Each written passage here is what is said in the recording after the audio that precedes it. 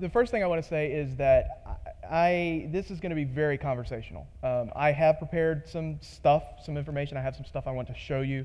I have some ideas of what I want to show you, but to be honest, I want to show you what you want to see, and I want to answer the questions that you have, because inevitably, and I was talking this morning with some people, they said, well, what are you going to cover? I was like, well, so Office 365 is a gigantic mammoth of a beast, right? It is a lot of different things, and I could talk about just about every aspect of it. But I know from what we do, well, again, I guess I should start. My name's Travis. I work for Solarant. What we do is serve churches and nonprofit ministries helping with IT needs. So we have quite a bit of Office 365 experience, because when it became free for nonprofits a little over a year ago, that market just blew up. My statement to all of my coworkers and my clients at that point in time was, I am never planning to do an on-premise Exchange migration ever again. Because why would I? If Microsoft is going to host it, they're going to adhere to best practices, they're going to give me the latest and greatest all the time, and they're going to do it for free, hello. And the best part is, when the users call and complain that email isn't working, you go, yeah, I know, Microsoft's on it.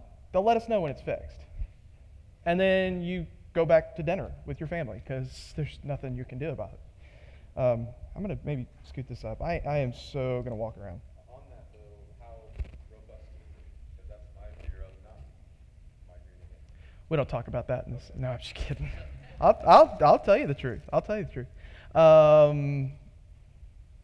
Well, let's go ahead and just answer that question. Why not? So I'm glad you did that, because that's what I want, right? So I'm going to start going through my slides, and as you have a question, raise your hand, speak up, let's just talk, okay? So let's answer the question. So the question was, well, how robust is Office 365? Can I really trust it? Is it going to stay up? Yes, you can trust it. Yes, it's going to stay up. Is it infallible? No, nothing is. Neither is your power or your internet at your location. Neither is your SAN or your virtual infrastructure or whatever you happen to be running Exchange on. The percentages, I can't tell you the exact percentage. What I can tell you is that Microsoft has a guarantee. It's 99.99, I think it's 2 nines, not 3 for the E1 product, which means that if they're down for a certain amount of time, then they're going to give you your money back. On the free product that they gave you, right? So, okay. But yes, it is reliable. It is so reliable that I am moving every one of my customers to it as quickly as I can, as quickly as it makes sense. Solarant internally runs on Office 365 and has for at least 2 years now. I couldn't even tell you when we moved to it. At least 2 years. So we trust our business with it.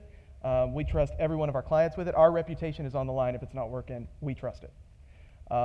It will go down. It does go down from time to time. In fact, just the day that CITRT started, or I think Tuesday, so officially we hadn't started, there was an issue with Office 365. It affected most tenants, not all. It was very specific. It only affected Outlook 2013 clients. ActiveSync worked, OWA worked, other Outlook clients were working, oddly enough. They fixed it. They told us what happened. Basically, you know how they fixed it? They restarted the services. I'm not kidding. That's what the description says. They restarted the services. That's the first I've ever seen that explanation, but they did. So it is reliable. It will have issues. How long was it down for? That particular issue persisted in total, I think, 4 hours, but don't quote me on that. I don't remember exactly. And it was intermittent. It was not 100% failure. And like I said, it didn't affect all tenants, but it did affect most.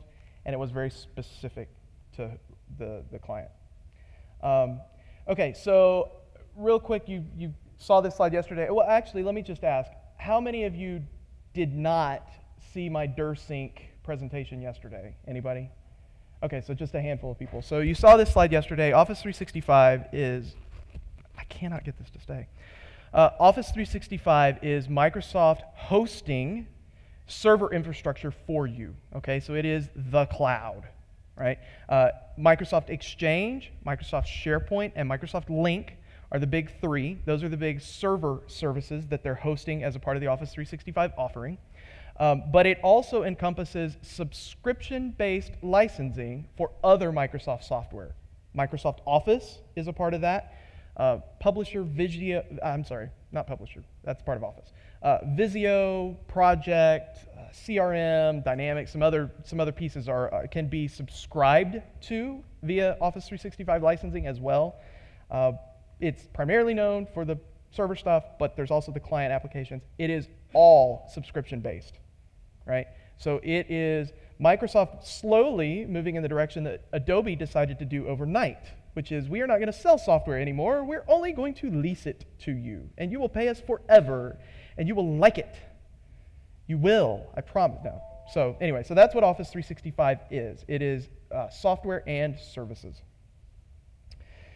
So what is included? Exchange, which is email, calendaring, contacts. That's the easy one. That's the one that everybody knows, right? In this room, is anybody not using Exchange? What are you using?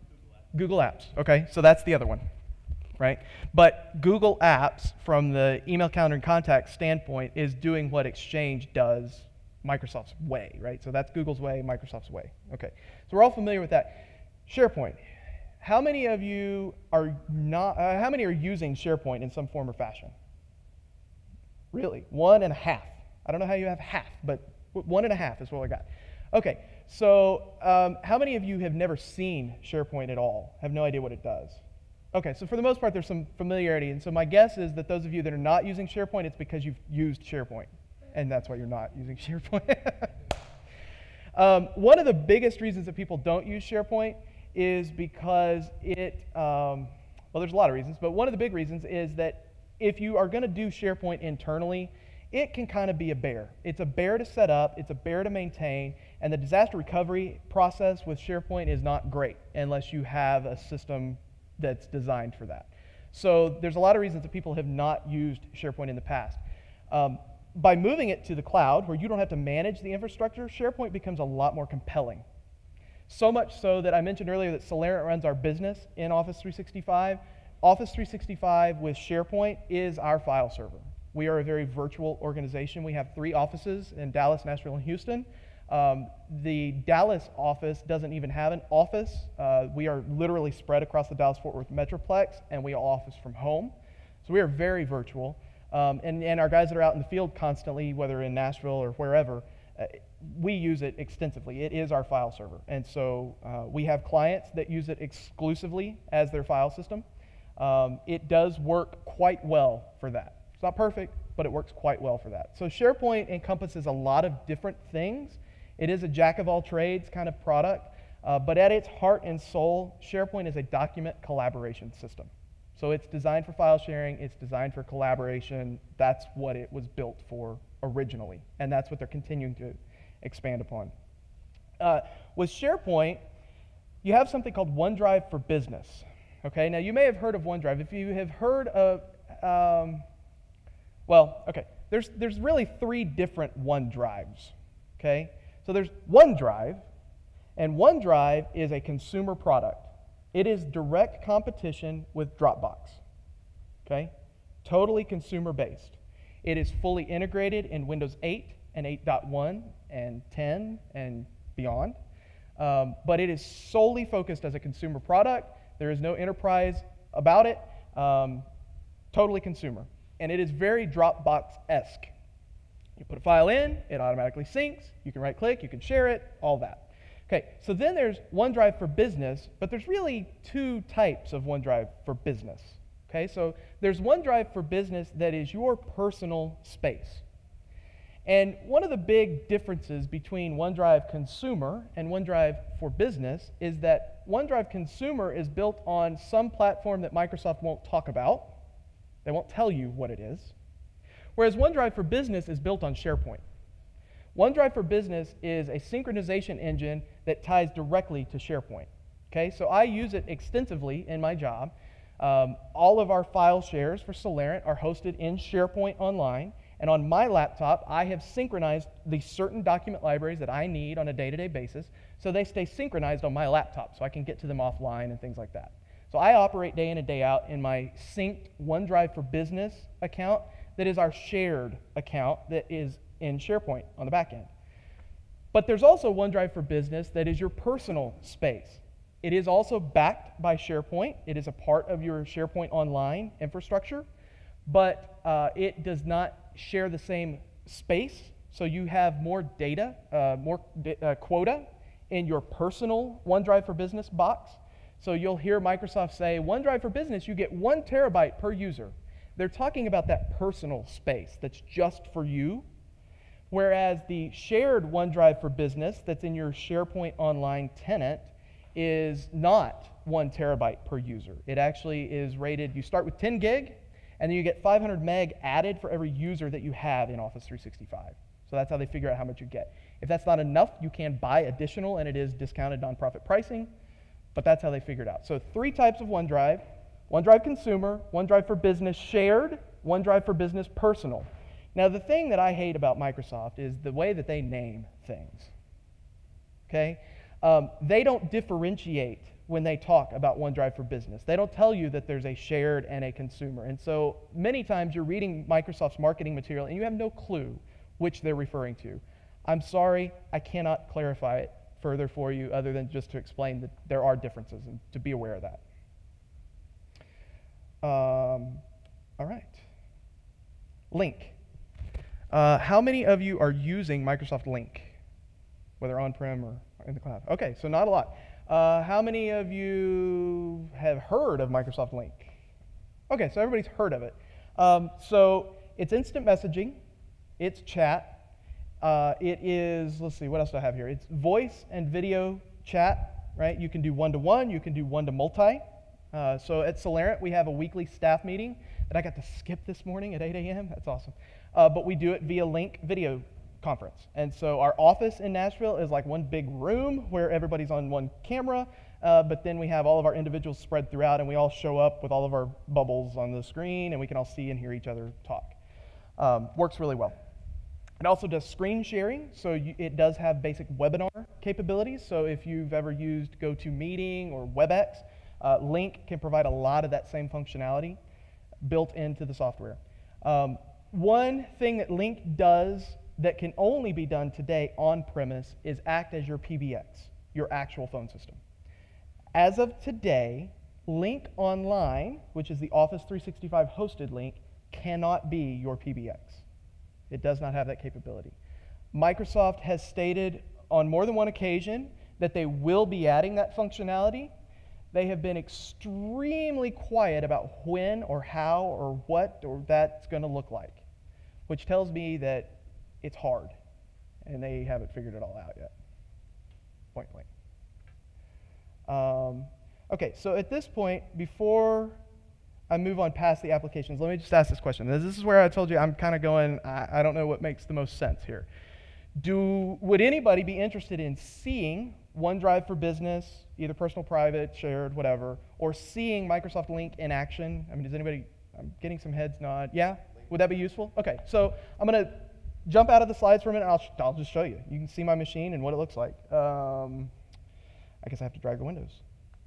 All right, so I'll start with SharePoint and OneDrive for Business. Give me just a second.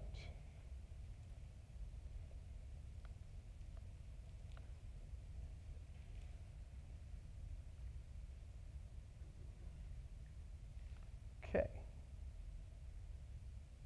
So here is our team site. The resolution makes this really tricky. Looks better on my 1080p screen. But, and it's getting kind of cut off. Let me see if I can shrink it down. That's better. Okay, so this is our team site. This is where we do all of our document sharing and everything. So this is SharePoint. We are engineers. It doesn't look pretty. I'm sorry. Okay, but this is how I work every single day. So you can see our thoughts and prayers list. That's just for internal as well as clients that we put on our internal prayer list. We've got a calendar that's used mostly for time off and scheduling and that kind of stuff. Then we have our document libraries. Now, like I said, the document library, document collaboration is really the bread and butter of SharePoint. That's what it's really good at. So a document library in SharePoint is a folder. Okay, it's a high-level folder. That's the point at which you can sync with OneDrive. So you cannot sync all the way down at a subfolder level. You have to sync an entire document library. So if you're planning to utilize OneDrive for Business, planning ahead is very important. One thing about SharePoint is that once you build it, it's there. You can't really rearrange it without kind of starting over. So if you don't like the way you structured your document libraries, your only option is to build new ones and just move your content manually over. There's not a, hey, let me edit this and rearrange the architecture and the hierarchy. You can't do it. Sorry. So plan ahead. But these are our document libraries that we have, and I synchronize, obviously, the Dallas one. That's where I'm from. And then I synchronize some of the training and the shared. And anyway. So inside of there, I'm trying to think of where I can.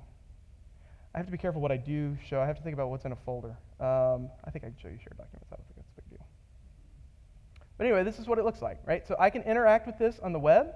And if I wanted to look at a spreadsheet online, this is Excel Online. Okay, so now I can interact with this spreadsheet. I can choose to edit in Excel Online, and I can actually make changes all through the browser. I don't need Office installed. I can do this on a tablet. I can do this on a laptop. I can do this on a Mac. It is web-based Excel. There's web-based Excel, Word, and PowerPoint at this time. Yeah? That is not an E3 thing. This is still in the free E1. Yeah, and my next slide is about the licensing stuff, so we will get to that, but that's a great question. Yeah, so everything I'm showing you so far is available to nonprofits for free. Are you only using the web, the browser for this, or are you going to, like, a drive to? Okay, so great question. So the question was, if you couldn't hear it, am I always doing it through the browser, or do I do it like as a Maps network drive or something? I do both, to be honest. It just depends on the mood that I find myself in. Generally, I would say I am using this as a synced library. So if I go open Windows Explorer, you will see that I use many cloud services. This is my personal OneDrive, which I don't really use. This is my personal Dropbox, which I do use, so please don't hack Dropbox. That's where all my stuff is. This is my personal OneDrive for business. You can see I don't really use it much. I do have some content there. And then this is where my synced document libraries reside. Okay? So whether I am online or offline, I have access to this folder. You can kind of see on the projector the green check marks that show that is a fully in sync library. Okay? So just like Dropbox, to be honest. So I can drill into the shared documents. This looks exactly like what you just saw online. I can double click on the Solarant phone list. Probably going to launch on the other screen. It did. How do you have your sync folders? I will happily show you that. All right, so here's Excel, and I can edit. As soon as I hit save, it's immediately saved locally and synchronized to SharePoint. Okay, so again, very Dropbox-esque. And that's how I tend to work most of the time, to answer your question. You asked another question, though. How do I add a document library to be synced? That's what you asked. I can show you that. So getting back to the library, see that sync button? I hit the sync button. I want to sync it now. Now, I don't want to do that because it's already synced, and that would get really confusing. Well, I tell you what. I will just show you the whole process. I will go sync Nashville. Sync now.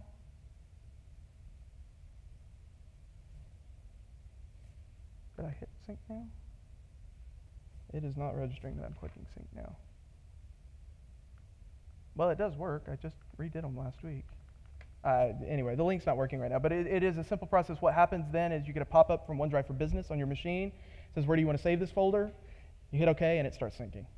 And then it shows up in that folder of SharePoint, right, in those document library lists. Yeah, in the back.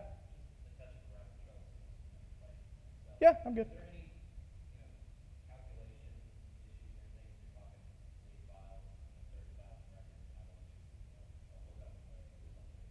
So you're talking about using Excel online, specifically if there's some performance issues. I can't say that I've ever tried to open a spreadsheet that big in Excel online to answer that truthfully. What I can tell you is that it is a web app. It is slower than using Excel on your laptop. Okay, you will notice some performance hits. And it is not full feature parity. You can't do all the advanced formatting and formulas that you can do in Excel desktop client in the online version. I use it a lot for looking up, for read-only, and occasionally for quick edits of information. I don't tend to use it exclusively.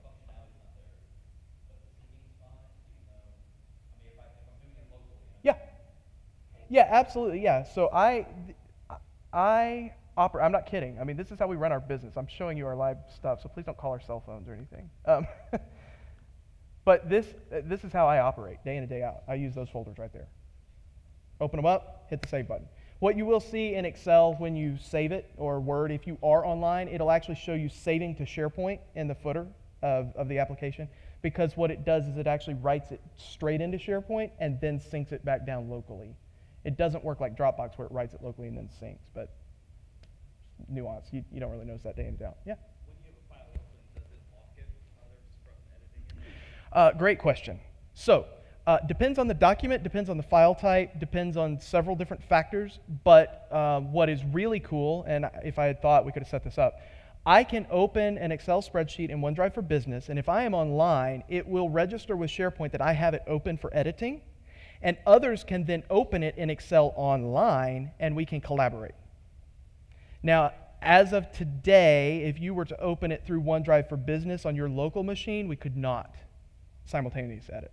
It is a single user on the desktop with multiple users in the cloud can simultaneous edit. If you had it open on the desktop and somebody else wants to open it online, would it give them an error? Would it say it's locked? So they get a message that hey, this is currently being edited by Travis. Do you want to do it? And they have to call you and say, please close it. Well, yeah. So if I had it open on my desktop and I'm online, so that it knows I have it, it will lock it. And if you tried to open it on your desktop, then it's going to say, hey, it's locked for editing by Travis, right? Just like you get with a traditional file server.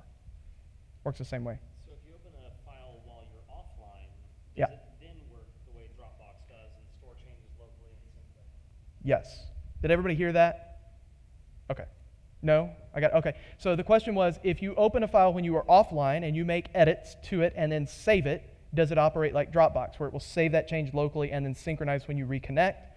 The answer is yes. That is how it works. In the administrative part of those folders, are you able to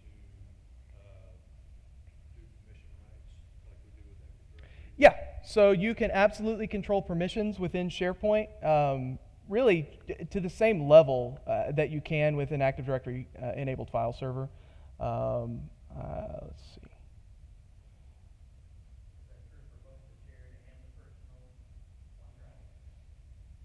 So the personal OneDrive is yours. The OneDrive for Business, sorry, I have to, right? So OneDrive for Business, the personal one is yours.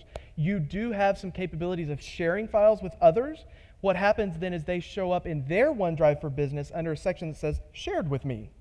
And then they can work on it as well because you have shared it with them, and you can choose whether they have read-only or they have edit permissions at that point. But you can't really control user groups and that kind of thing if it's in your OneDrive for Business personal folder, but you can if it's in a document library in your shared space. So you said yesterday, I think, that single sign-on works with SharePoint? Yeah, and so that question came up, and I looked that up, and Microsoft clearly states that if Federation is fully enabled, that you do get single sign-on with SharePoint. If you're on-prem, that it is single sign-on. Yeah, I don't know. What I told him yesterday was I've not done it, so I can't tell you for sure what the nuances are, but I looked it up after you asked me that question, and yes, they do state that it is no password prompt. You get it one time because it's a part of the Federation piece, but once that's been done, you shouldn't get it when you open the SharePoint in the browser. So I wonder if it has to do with if the computer that you're on is a member of the domain or not. it absolutely would. It would have to be a domain member. Would have to be. So, How would you go about sharing with somebody who's not part of their domain, say a volunteer, a contractor, or something like that? Okay? Yeah, great question. Yes, you can share files with non-tenant members. So I guess I should step back for a second. In Office 365, your space that you are given is called your tenant. That's just Microsoft's terminology for your slice of their pie. Okay? So your Exchange, your SharePoint, your link is in your tenant in Office 365. So by default, you can share with other members of your tenant, but there is an administrative setting to choose at an administrative level. Globally, you can choose to allow users to share with non-tenant members. So the way that works, though, is it does require them to have a Microsoft account tied to whatever email address you shared it with. So if you were to share it with a congregation member, they will get an email, and if they do not have a Microsoft account tied to that email address, they will be invited to create a Microsoft account tied to that email address, at which point they can come in. You can choose to give them edit permissions and things like that.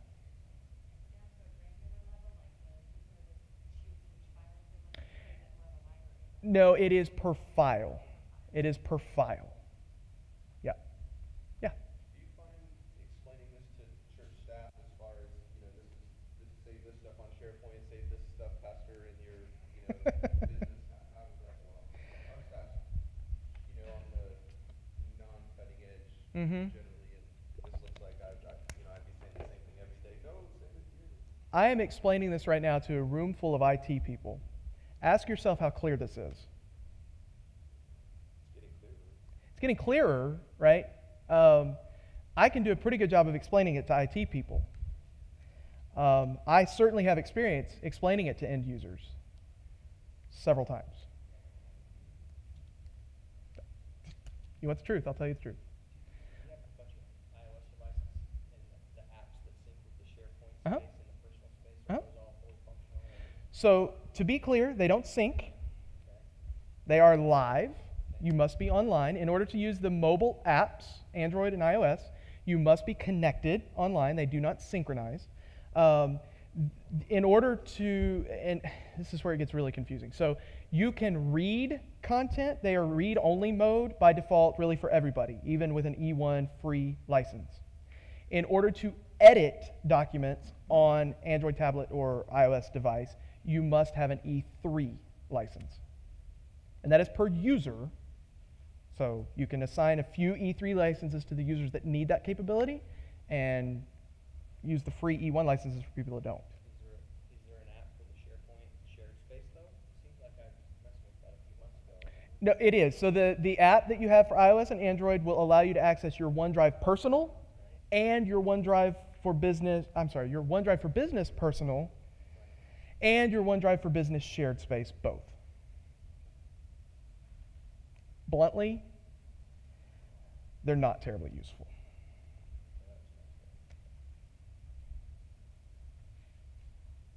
Okay, I don't want to get too bogged down with OneDrive for Business, but I want to answer your questions if you have them. So one more question. If we set permissions, like if you have a library and then you set permissions like per department or something and they synchronize that folder, they're only going to get synchronized what they have access to. They're only going to see what they... Yes, excellent question. Excellent question. So I have that in the Dallas. In fact, you can see it. So the client documentation Dallas folder. I guess I've just showed you some of my clients. Well, so in the client documentation Dallas folder, you'll see a folder that says confidential. That truly is confidential. That folder is locked down so that only management has access. And so my engineers in the Dallas office that synchronize this library, when it synchronizes to OneDrive for Business on their laptop, it does not synchronize that folder. They don't even see it. Same thing if they access it online, they don't even see that it's there. So if you're familiar with what's called access-based enumeration, that's a Microsoft DFS thing, that's the way SharePoint works. If you don't have access, you don't even see that it's there, which is nice. Yeah, and that does work in the OneDrive for Business sync. Yeah?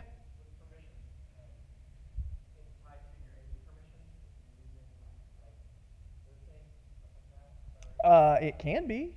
So here's one thing. There's things I don't like about SharePoint. You can have, by default, there are groups built into SharePoint. And you can assign individual tenant accounts, so your online accounts, into those SharePoint groups. If you are using DirSync or Federation, then those tenant accounts match your AD accounts. Okay? But you can also use Active Directory groups or even online groups if you're not using DirSync. And you can either put those in SharePoint groups, so you're nesting groups within groups, or you can just use those to assign directly to resources in SharePoint. It is quite potentially complicated. My suggestion is that you need to pick a strategy and stick to it. We have found it to be a little clearer and easier to utilize the SharePoint groups because out of the box there's like one called Contribute, there's one called Full Access. They're a little clearer about what you can do in SharePoint. And then you can nest AD groups within those SharePoint groups if you want to. We've found that to be more effective, but the key is pick a strategy and stick to it. Don't mix and match. You'll drive yourselves crazy. Yeah? Can a client actually create a folder if they're already in your Active Directory? Can a client actually create a folder that the administrator cannot see? Can the client create a folder that the administrator cannot see? Like the Executive Directory N- create HR folders. So it depends on what kind of administrator you're talking about. The short version is no. They cannot do something and lock you as a site-wide administrator out of it. Same thing as your on-premise. Your staff, your executive leadership team has to trust you implicitly. We have this conversation with every client that we go into. I have full access to every bit of data that your organization owns. Is that even for the personal tenant space too? Yes, it's a little more complicated, but yes, as a site admin, you can get into a personal space. Yeah, you can. Yeah. Yeah. Not to get too deep into it, but you guys keep saying ADFS or DirSync. Mhm. We're running both. I mean, don't you have to run DirSync if you're running? Yeah, so if you're doing ADFS, you have to have DirSync because it's what synchronizes the objects. But the authentication process is different if ADFS is put on top of it. Can we, if we wanted to, can we take ADFS out now? Yes. And that's not too ridiculous. There's some gotchas. You need to make sure you follow a process, but it is absolutely a supported operation. You can move from full cloud identity into DirSync into Federation, and you can do the reverse. You can step your way back out of it too. Fully supported. Fully documented even. Lately. Wasn't always. Link. Anybody want to see Link? Yeah? Okay. Scott, remind me how much time I have. 12:15. I have until 12:15. It is 11. Okay, so it is 11:05, so I have an hour and 10 minutes left. Okay, you guys have to help me with that, okay? Because I want to keep moving, but I don't want to move too fast. I want to answer whatever questions you've got. Link. This whole two-screen thing works really well when I'm at home, when the screen is right here. This is hard. This is Link. This is the Link client on Windows. I tell you what, before I move to Link, let me give you the big caveat with OneDrive for Business. Those of you that are using a Mac, thanks. You should have brought this up. You got to help me. Okay, so I'm going to step back to OneDrive for Business for just a second. There is not, at this time, a OneDrive for Business synchronization client for Mac OS, for OS X. Microsoft has publicly committed to providing a OneDrive for Business synchronization client in the next version of Office for Mac. Those of you that have heard that that will be Office 2014, I'm sorry to tell you, you are wrong. We all thought it was going to be. We all hoped it was going to be. There is no way they are releasing the next version of Office for Mac in 2014. And if they don't release it in 2014, they are not going to call it Office 2014. Will it be called Office 2015? Will it even come out in 2015? Dear God, I hope so. But there is no public timeline available. They are being extremely hush-hush. Short of what they have publicly said, which is they will provide OneDrive for Business Sync client, and there will be another version of Office for Mac, I don't know anything other than that. So that is something to keep in mind. You cannot synchronize OneDrive for Business on a Mac. You can use OneDrive for Business on a Mac, and there is a Microsoft Document Connection tool that allows you to browse those libraries and use those libraries, but you must be online at the time in order to use that tool. No offline sync for the Mac. Okay, Link. Microsoft Link. I mentioned it's instant messaging, it's chat, it's those kinds of things. So this is my particular contact list. This is obviously a small subsection of my contact list. But I have both users that are within our organization. You can see I have Dallas, Nashville, Houston. And then I have some contacts that are outside of our organization. That is an option. As an administrator, you can choose whether to allow what's called federated access for Link, meaning that you can tie your Link online or even on-prem organization to others so that you can talk across those organizations. And you can also limit which organizations. It used to be an all or nothing. Now in Link Online, you do have the option of specifying individual domains to which you are going to allow federated link. Yeah? Is the contact list within Link separate from your exchange contact list? Yes and no. So yes, this contact list, when you open Link Client for the very first time, will be empty. And yes, you need to build it out yourself with your contacts that you want in your personal contact list. However, it is integrated to the gal. Well, I would search, but everybody's already in my list. Sorry. But anyway, if I hit find someone and I start to type in their name and they're in my gal, they will come up as an option for me to add to my personal contact list, which is how I built this out and built the groups. But I had to do that personally. There's not a way administratively to create that, unfortunately. Add like your whole gal in there. I am not aware of a way to just say, take everybody in the gal and put them in my personal contact I list. thought I saw on Daryl's the other day under groups, it said like, or how do you even have Solana Dash Dallas? You made that? I made that group. So you do have to search every person in your organization individually and add them. So, you can add them by distribution group? Okay. So what do you do search for the distribution group?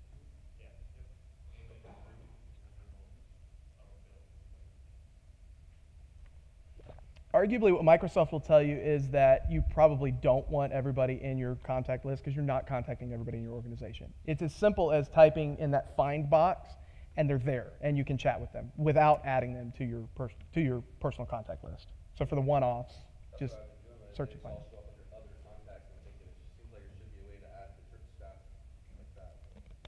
So apparently you can do it if you have a distribution group. Does presence show up if you're typing it into search for them? Yes, it does. Yep, present. So you can see the presence indicator, yellow, which is what that top one is, I think. I can't tell. I'm pretty sure that's yellow. So Chris, oh yeah, because Chris is in the car on the way to Houston, or on the way to Chicago. So the green indicates that they are currently online. Gray indicates that they're offline, and you can see how long they've been offline, whether they're inactive, away, whatever. Right. So all the presence, and yes, when you search for them, their presence will show up if they are in your tenant or if they've been federated with you. So there is a caveat to the distribution groups. It can only be 100 members or smaller. Okay, so 100 members in a distribution group or smaller, you can add a distribution group to your contact list. Thanks. Okay, so does anybody want to see instant message or video chat or anything like that? I mean, do we? Yes? Okay. So who am I going to harass? Let's see who's at their desk. Let's see if James is available.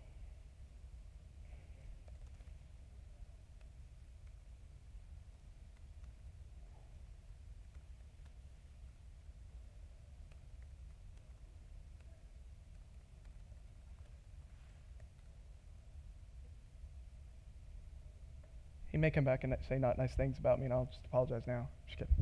We'll see what he says. What else can we answer about Link while we wait to see if he's there? Is this totally integrated into Outlook 2013 that you download? Is there, can you communicate from Outlook locally using Link? Well, yes. So there's integration in the sense that within the, well, you can see he's typing back, so we'll see what he says. In the sense that you see presence, right? If I'm looking in Outlook, I can see presence for those individuals, and then I can choose to click on them and start a Link conversation, which will open the Link application to then, okay, cool, to then show, to allow that conversation to take place. It is also integrated in the sense that if you miss a conversation, if he were to write back to me and I didn't respond in a little while, it's going to pop up as an email, as a missed conversation in my inbox. And also, all of my conversation history, all of my chats that I've ever had with him, show up in a folder in Outlook called conversation history. Conversation history? I can't remember. Anyway, I can show you. But anyway, there's a folder in Outlook where it all gets archived, so you can go back and reference them. I've had a couple of vendors tell me that they're already on Link, that we were on Link with Federated Services, that we could, I could add them. What does that mean on my end that I would? So if you're Link Online, which I'll just be totally upfront with you, I've never done Link on premise.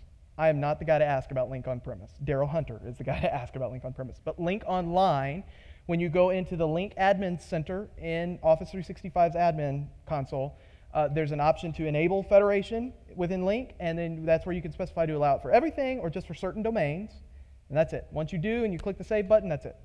At that time, when you go in to find someone, you type in their Office 365 ID, whatever that is, whatever their email address is, and it will find them and allow you to add them to your contact list and communicate. So that's different from Oh. what we're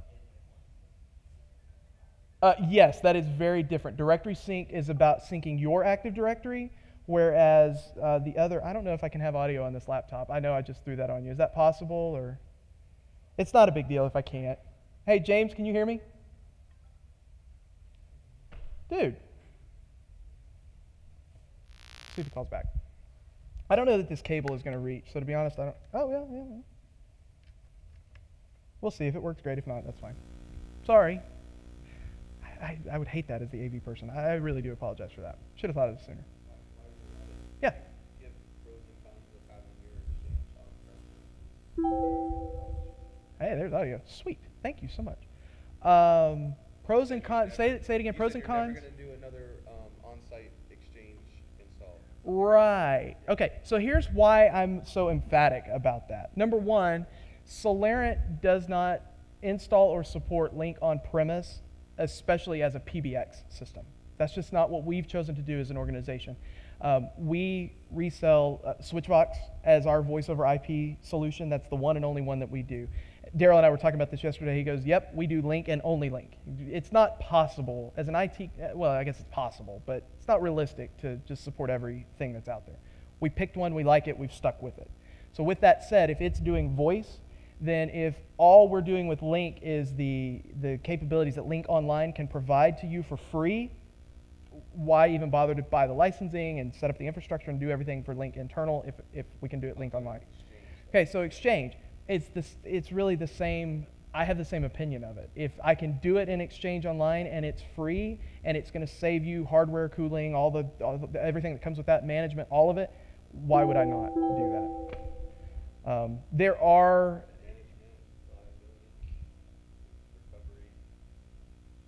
Those are valid. So recovery is probably the one that I think is the most valid to really consider.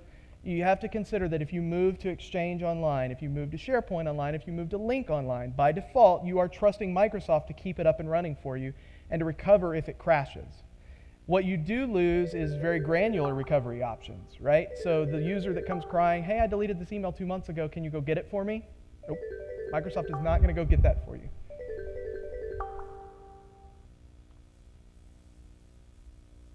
Hey, are you there? James? James? Hello? This is not a great demonstration of the capabilities of Link. I don't know what he's doing. This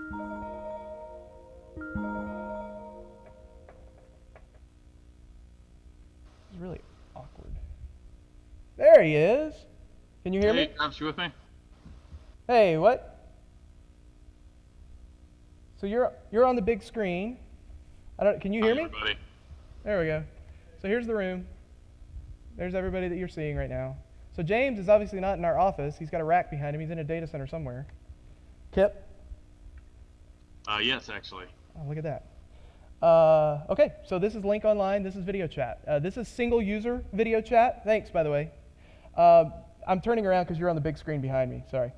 So this is one-to-one video chat. If we were to add someone else to the conversation, I would see both of their video chat windows. That is currently a Windows only and a mobile device only feature. The Link for Mac client can only show a single video feed at a time as of today. So, and the way it works is whoever's speaking, it will switch and show you that person's video feed. Yeah. So they have alluded to definitely improving the Link for Mac client.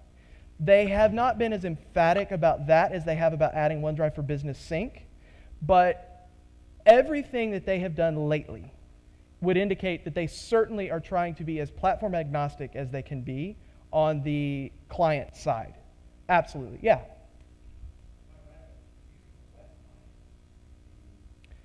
Yeah. Yeah, so here's a dirty little secret. Most of our Solarant engineers that carry Macs with them on a day-to-day basis prefer the web version of Microsoft Link. What Scott just said is that the web version of Link will allow to show multiple user video chat, and it's a simple plug-in, real quick install to utilize that. So, hey, James, stop me if you've heard this before. Does anybody want us to do anything in particular with this video chat session? Anything you want to see? Screen share? Sure. Hey, can you share something on your screen with me? Sure. All right. Do what? Yeah, just show us, I don't know, whatever. I've already shown them our document libraries in SharePoint, and oh, I just happen to have LabTech open and handy. LabTech. Okay, that'll be cool. All right. Did you want me to present on LabTech or just kind of show how screen sharing works, or Yeah, I think would you, just would seeing you how like it to works. draw? So there you go. So you can see he shared his screen and whatever he's doing. I can, yeah. So I don't know what happened. It went black when you gave me control. Well, there we go. I was sharing You shared LabTech. an app instead of the desktop, right? Yes. So I'm going to show them real quick what that looks like. So you'll notice here when I go to share, I can choose to share a certain monitor or all of my monitors, or I can share an individual application that I have open. So what he had done was he shared an individual application with me, and then when he gave me control, it blacked it out because I can't just interact with the one application. So he'd have to unshare and go back. Yeah, I'll tell you what, why don't you do that? All right, so now he's sharing his entire desktop, which is odd since, we're in the window. But now he just gave me control, and so now I can wreak havoc for him. I don't know. Here's his email. Here's his LabTech. Anyway, LabTech is our remote monitoring and management tool that we use for all of our, for all the systems we manage and maintain. So, anything else that you want to see in Link while I have him? No? Okay, sweet. Hey, thank you very much. I appreciate it. Sure, you bet. Bye. See ya. Oh, I meant to tell him thank you. He solved a big problem for me yesterday. I have to send him cookies or something. Yeah. As an administrator, can you take control of his desktop without him sharing? No.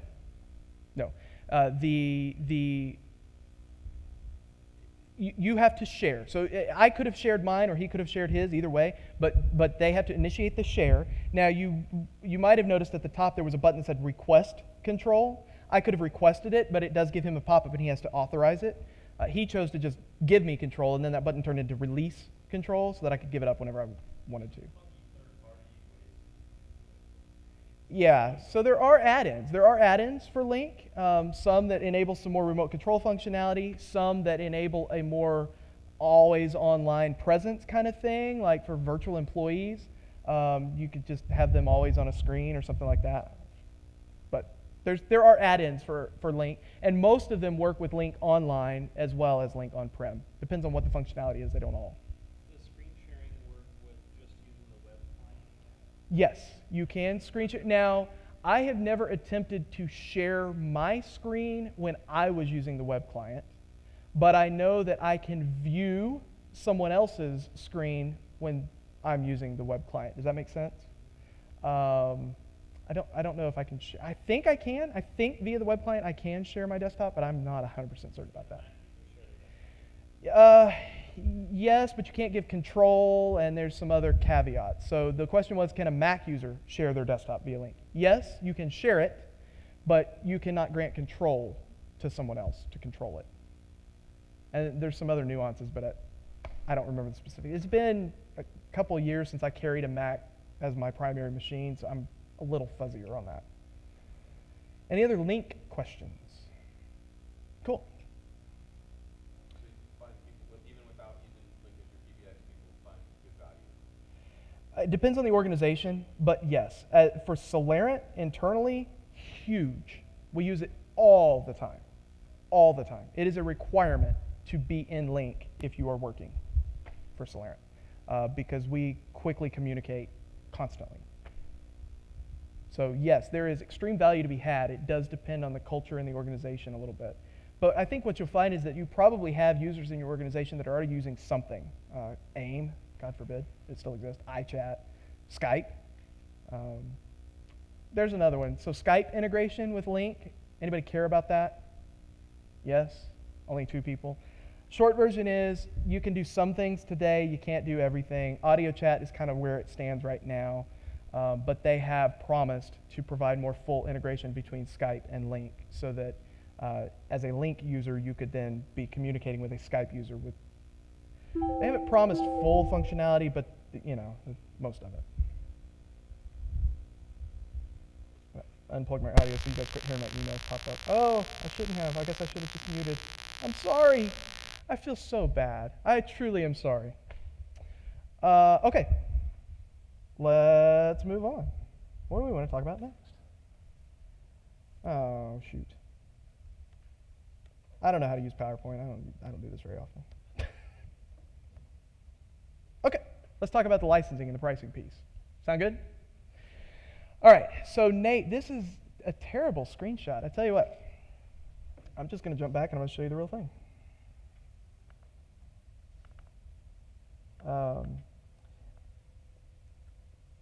Logan yesterday showed us this chart, although what he did have was an older version of the chart. So I pulled this screenshot 2 days ago. On October, I can't find my cursor. On October the 1st, Microsoft released some changes to Office 365 pricing in the for-profit space, specifically for small and mid-sized business. And Logan talked about that a little bit. I hope this comes up. Did you guys break the Wi-Fi? Link just worked, heaven forbid. So E1 is here's really funny. So Microsoft has different versions, and Logan talked about that. In their purchase page, you'll see that they call the free plan E1. I'm sorry, it's not free, it's a donation. Whatever. They call it E1. However, when you get logged into Office 365 and you go to actually purchase that free license, it's now called E2. Don't ask me why, just accept that that's how it is. Okay, so here's your options, and I'll just tell you right now, really, you want to stick with the E plans, okay? Up until October the 1st, these first two, the Nonprofit Business Essentials, Nonprofit Business Premium, were limited to organizations of 25 or smaller, and so it was really easy to say, don't even bother with that, just go to E. Now you look at this and you go, gee, I can get everything that's in E3 for $2 a month in the Nonprofit Business Premium, and it's, up to 300 users. Well, that's not exactly true. So if you scroll down here, keep in mind, second column is the Nonprofit Business Premium, third column is E3, right? Notice there's more check marks in the E3 column, okay? It is certainly possible that everything you care about and want is in this Nonprofit Business Premium option, right? That may be valid for you, but here's what's not on this slide. And Logan mentioned it, but I'm going to re-highlight it. If what you care about is the E1 functionality and you want to purchase or subscribe to Office Pro Plus to install on your users' machines, you can do that with the free E1 license and the $2 per user per month Office 365 Pro Plus add-on. Okay? So you do not have to be on this Nonprofit Business Premium to get $2 per user per month pricing with installable Office apps. You can do it with E1 and then the $2 add-on. Okay? That would be my recommendation to you. It may turn out 6 months from now, I would tell you otherwise, but right now this whole Nonprofit Business Premium thing is kind of new. And so with Microsoft, what we have learned is that things change. Sometimes for the better, sometimes for the worse. Sometimes they add the word Windows to Azure Active Directory and then 6 months later decide to take it away. I can't explain it. But my suggestion right now, stick with E1, do the $2 per month add-on if you need the installable Office suite. By the way, installable Office suite, if you subscribe to it through Office 365, regardless of which option you pick to do so, 5 installations per user. And that can be on a corporate machine or a personal machine, doesn't matter. So if you want to provide your staff with the ability to go install Office at home on their machines, subscribe through Office 365 and they can do that. The really awesome part, if they are no longer employed by your organization, their choice, your choice, whatever, when you disable their license in Office 365, Microsoft will take care of letting them know about that. So when they go home and they attempt to use Office on their workstation and they are no longer employed by you, Microsoft's going to pop up and say, hey, you don't have an active subscription for this anymore, but if you'll click here, we'll sell it to you for $100 a year. All right? So, but they're handling that for you. You don't even have to think about it.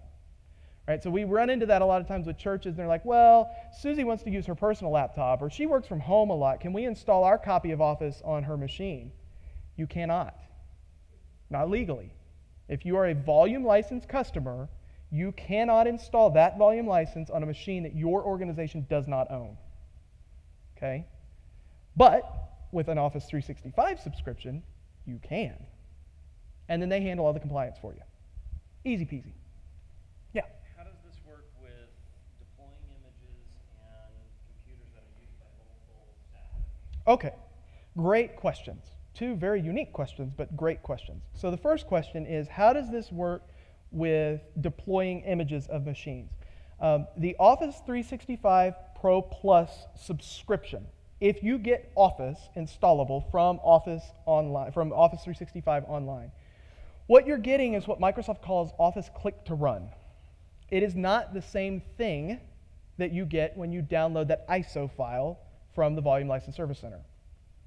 Office Click to Run literally installs completely differently, and it is managed and updated differently.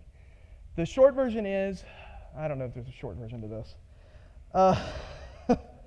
So Click to Run, well, let me ask this question. How many of you manage the updates for Office within your organization? You approve and make sure they deploy and that kind of thing, so most of you. How many of you would like to continue to do that if you move to Office 365 Pro Plus licensing? You want to still know that things are not going to break, right? Well, strap in. It's not fun. It is possible. By default, what Microsoft has said is, look, we are a software services subscription company, so we will know what's best for you, and we will manage releasing those Office updates. So in a click-to-run environment, by default, if you just go to the website, download the software, and install it, then when Microsoft deems appropriate, which tends to happen once a month or once every couple months, they'll push out an update, and the Office client on the machine will just automatically pull down that update and install it itself. Okay, it's just going to pull it straight down from Microsoft, and it's going to install, and the users don't even know. When they restart Office, ta-da, they're using the new updated version. Okay. If you don't like that, if you want to have control and manage it, today the process for doing so requires using some command line scripts with some XML files from Microsoft. There is a tool, I cannot remember the name of it right now, the Office Pro Plus, I don't know. I'm not going to get to lying, but it exists. Research Office Pro Plus offline deployment or something to that effect. That's how you stick it in an image. So what happens is you build an XML file telling Microsoft what version of Office you want, what features you want available, and how you want it deployed, and all of that. And then you hit a button, and it downloads those bits to your local file server. And then you can install from that local file server onto your image that you're going to deploy. And then when you deploy it, you stick it in front of the user. They log in for the first time. They go to open Office. It pops up, and it says, hey, you need to log in with your Office 365 account so that we can activate this for you. They do, done. Okay. If you choose to deploy via that on-premise file server option, you can choose in that XML file if you want them to continue to get updates directly from Microsoft as they deem appropriate, or if you want to be the one to manually download those updates into your install point and choose when they are available for your users to pull them down. But it is command line. It is editing XML files by hand. That's the only way to do it today. Stinks. It's not hard, but it's new. It's different. Not nearly as easy as WSUS. Just saying. Your second question, remind me of your second question related to that. How does this work with computers that are used by multiple users? Computers that are used by multiple users. That one, they have just within the last 6 months ago, maybe not even that long ago, they came out with a new licensing option for Office 365 Pro Plus. And yes, that is the name. So you've got Office 2013, right? Standard and Professional Plus. Well, it's Office 365 Pro Plus is the name of the subscription license. There's no shorter version of that. Office Pro Plus? No. Nope. Anyway. There is a shared workstation license option now that you can provision. You essentially buy the license of the shared workstation license, and the way you activate it's a little bit different, but then it's a shared workstation so multiple users can log in and use it, and that's how that works. A little tricky. Again, bluntly, I think it's a bit short-sighted. See, what Microsoft has done, if it's not clear, is they've really tried to go after Google and this whole BYOD thing, right? And so they want to empower users to kind of manage and do their own thing now. Well, they've done that at the detriment of some of the enterprise management capabilities. They're really pushing to get this out there and get it in consumer hands and make IT appear friendly to the end users, which is great, and that's awesome. But our clients have tasked us with making sure their stuff doesn't break. That's just point blank. So I don't care for this Office Pro Plus click to run thing where Microsoft just decides when to push updates. It happens to be one of my responsibilities within Solarant to do patch testing and approval and management.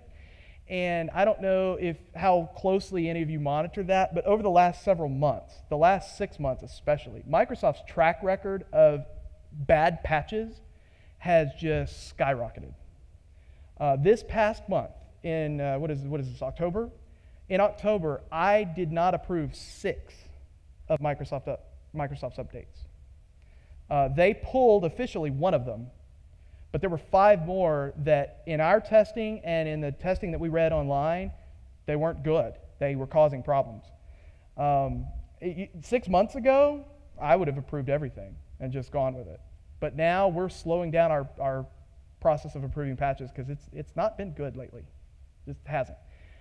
Click to Run has had fewer issues, but it has not been without its issues. There have been bad click to run patches that have gone out. So, they had really gotten good about it. When I started this, when I started in IT, it was bad. You always had to test patches and stuff, and they did the whole trustworthy computing initiative, and they got really good at it. They were really good for several years. I think the new increased cadence of releases, how they're releasing things faster, has impacted that substantially. Just has. Okay, any other licensing questions? Yeah? So say we have, 100 computers and everybody's got a regular volume license now, and then, want to give them a Office 365 license, they install it on their 5 devices. Mm-hmm. Do I, technically, am I supposed to uninstall that volume license version on their laptop and install one? You don't have to. So if what you own today is already Office 2013 and you own that volume license, leave that on that corporately owned device, but subscribe so that they can get their 5 to install on their personal devices. Absolutely valid. As long as you own the volume license, you own the volume license. It is not revoked ever. I say ever. There might be reasons, but to my knowledge, it's never revoked. Just buying a subscription does not revoke it. Kind of actually going back to OneDrive, just a quick question. You said something about on the shared version with the SharePoint, something about the space. Can you cover that again? How much space do you get available? Yeah, I was afraid somebody was going to ask me for details on that. I'm going to tell you what it was the last time I looked, okay? So if it's not clear yet, this is changing every day. Every single day. So as soon as I get this figured out and I think I've got it and I communicate to people, then they come out with a new something, okay? So I'll tell you what it was, and I'm pretty sure this is still accurate. When you sign up for an Office 365 tenant with SharePoint Online, you get 10 gig. For every user license that you add into your organization, you add 500 meg of space to that shared pool. And if it's not enough, you go in and you buy more. And it's not expensive. We have an organization that is a for-profit company that we support that has, I don't know, I asked Elliot, he said it's about 750 gig of data or something. They've had to buy some extra buckets just because they don't have enough. It's not a big deal. Wasn't it just a very short time ago, if you bought those 2 on the left, you didn't get Active Directory integration? That, yes, thank you for bringing that up. And that is still the case. Yesterday online it was saying you did get Active Directory. Well, then maybe that changed. I just as recently as a month ago was looking at that and it said that you didn't get Active Directory integration, that's why you didn't want those 2, and then yesterday it said you do. I won't swear to this, but I am so sure that not 3 days ago when I pulled that screenshot, that was the case, that it specifically excluded the Active Directory synchronization option. But as I'm looking at it right now, I don't see that. But it did say something just now when you scrolled down that it didn't have some group policies corporate social network, personalized search and discovery. Enterprise management of apps with group policy, telemetry, shared computer.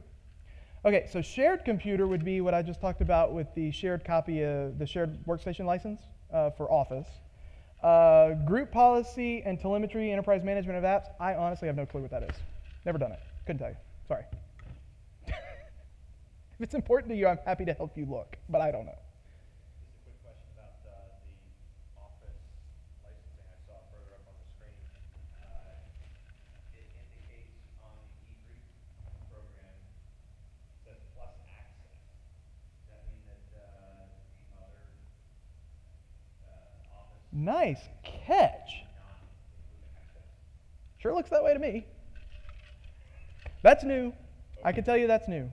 And part of that is because this nonprofit business premium thing is new. That is actually a new plan. It replaced some previous plans, and so they went to 300. They named it different. Now they've obviously stripped access out of it. So the name gets longer than Office 365 Pro Plus Premium Plus Access.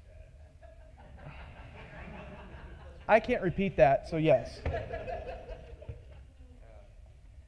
This is the fun, right? So this is why this session is kind of full. We do this a lot, and I can't keep up anymore. Bluntly, I really can't. So if you decide to do this a month from now, you need to go research again. Call me. I'll be happy to tell you what I've learned since then. But Have you had any changes impact customers after they bought it? that was on camera, wasn't it? I'm so sorry. Changes impact customers once they've bought it. Like, has there ever been like, okay, this is exactly what we do, we're going to buy it, and then like right as they're buying, something changes and they regret it? Great question. To date, they have never made a change that was detrimental to one of my existing users. One question I get asked a lot, I'm surprised it didn't come up yet. What if Microsoft decides to quit giving it to me for free? I moved all my stuff there, and Solarant put all of their clients in the cloud, and then they decided to start charging for it. At that point, I might be calling you and asking you if you have an open position in your organization, because I don't know that I want to deal with that. I don't know, but it is certainly their prerogative. Okay? Now, with that said, Microsoft has offered charity pricing for their volume license software for many, many, many years now. And the guys at CCB, no joke, were on the front line of that. The guy that is the head of CCB helped make that happen years and years ago. And if you ask them, they'll tell you the same thing. It has only gotten better since. They have not to date ever gone backwards on what they've offered. And from a PR perspective, if they were to do that, I cannot imagine, right? So I find it incredibly unlikely, so much so that I literally stake my job on it every single day. If you look at Google Apps, they took it back, but you were grandfathered in if you already had it. So and then reversed the decision because of the PR. What he said was Google Apps did that. Google offered it for free to nonprofits and then excluded religious nonprofits, but they did at least allow those that already had it to keep it, but they've since reversed that decision and they're back to allowing it again. Are you getting an enterprise exchange account, or is it more like a standard exchange account? Do you have archiving and things like that? So that depends on which product you choose. So you'll notice the E1, our third column, if we go all the way down here, you'll see compliance and information protection, including legal hold, rights management, and data loss prevention for email and files, and the eDiscovery Center tools to support compliance. Now, what's not listed there is also some archiving that goes along with that. So that is included in E3. It is not included in E1. And one thing to keep in mind, if it's not clear to you, you do not have to license your entire organization for the same license type. Okay? So any organization that I have that has some E3 licenses, they also have E1 licenses for those users that don't need the functionality and capabilities of E3. Okay, so you can mix and match them however you choose. And you can move between them. You can give them E3 this month and take it away next month and give it back to them. Now, one thing I will tell you is once you have purchased the license at this price point, if you choose the nonprofit pricing, it is a 12-month commitment. I use the term commitment instead of contract because what we have seen to date is that they will allow you to go ahead and give that license back and quit paying for it, but they generally will charge you 1 or 2 month penalty for doing it. But they have to date allowed it. But keep in mind that when you purchase an E3 license, you are making a commitment to pay for it for 12 months. And it will auto-renew if you don't go back and give it back in that time period. Yeah? Can you do like a V1 license for a user and then later on, let's say they do want to be able to download Office Pro Plus and then add on that $2 later on? Absolutely. You can add on the Office Pro Plus license at any time. You're making the same 12-month commitment, but you can add it at any time. There's hands everywhere. How about backing up Exchange? Since if you were to get something that doesn't have any of that compliance protection, can you back up the database? I've heard there's third-party tools. There are third-party tools. We haven't used any of them to date, so I can't give you a specific recommendation. The question was backup. Can you back up what's in Exchange or SharePoint? Link, I don't know what, nothing really to back up. But yes, you can. There are third-party tools that will do that. It's a SaaS solution, right? Software as a service. They'll copy your stuff out and back it up for you. I really don't know how they work, and I couldn't give you a recommendation because I've not ever used one. Is that the same case for OneDrive OneDrive? for Business, same thing. Yep. There are tools that can go out there and copy your stuff out of SharePoint for you and back it up. We've not used one. I'm sorry? You're not running backups for your clients? Microsoft is. Question was, I'm not running backups for my clients? Nope. Microsoft does. Yesterday, I thought you had mentioned something about the management of the Exchange stuff. Mm-hmm. And keeping some stuff on phone for that. Uh-huh. Can you elaborate Expound on that. Yes, I can. What, you think I talked too fast yesterday? I didn't even get done in 10 minutes. I tried. Okay, so the question was, yesterday I mentioned that in order to utilize DirSync, it is recommended by Microsoft and me that you keep Exchange on premise so that you can manage mail attributes and things like that. That is absolutely true. So when you have DirSync, directory synchronization enabled, the changes that you want to make to an Active Directory object, for instance, setting an alias on a mail account, that is something that you have to change on the Active Directory object and allow to then synchronize to the cloud. So you can do that without Exchange management tools. It's just not as simple to do. Group membership is where it gets really tricky because it depends on if the group is a synchronized group or if it's a cloud-only group.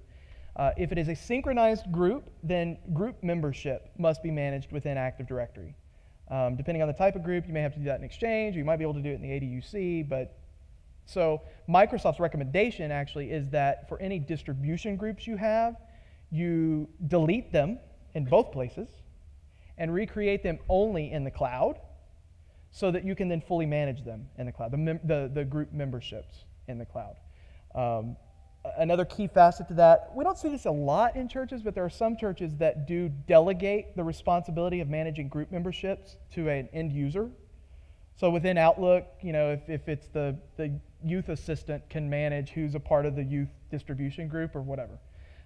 If you do that and you have directory sync enabled, they can only do that if the group is a cloud-only group. So what licensing should you maintain on-prem? On-prem, great question. The licensing that you would need on-prem is for whatever version of the Exchange software you've left installed or you have installed.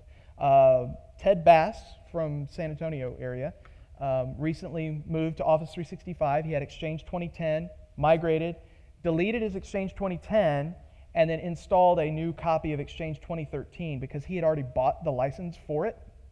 Last time I bought it, I think it was $150 for Exchange Standard for nonprofit volume license. So you do have to have that, but you do not have to have any CALs.